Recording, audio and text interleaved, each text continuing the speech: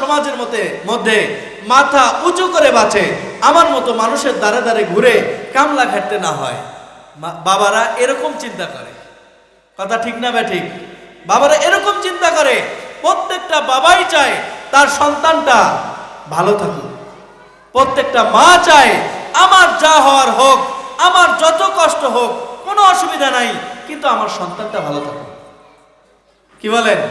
মা বাবাকে সন্তান কষ্ট দেওয়ার পরেও কোনো মা বাবা তার সন্তানের জন্য বদদোয়া করে না, সহজে করে না, সহজে করে না। আর যদি বদদোয়া করেই ফেলে তাহলে সেটা লাগতেও দেরি হয় না। সব বাবা মাই এটা চায়, আমার সন্তানটা ভালো থাকুক। তা আমরাও এটা চাই, কি বলেন?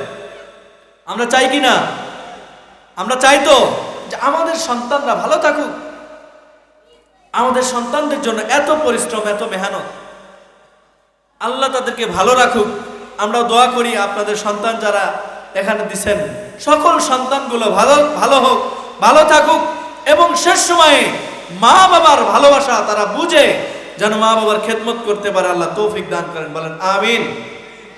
সম্মানিত হাজিরিন, তো ওই যে কারি বিলাস সাহেব হুজুর রহমাতুল্লাহ আলাইহির কথা বলতেছিলাম, তো যে সময় বিভিন্ন চক্রান্তে আমাদের দেশ অন্যরকম একটা পরিস্থিতিতে চলে গেছে, সে সময় আল্লাহ তাআলা কারি বিলাস সাহেব হুজুর রহমাতুল্লাহ আলাইহির মাধ্যমে এই নুরানি প্রতিষ্ঠিত করেছে, সুবহানাল্লাহ বলে।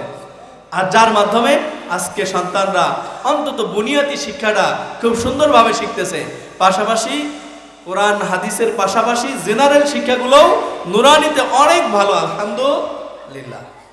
সম্মানিত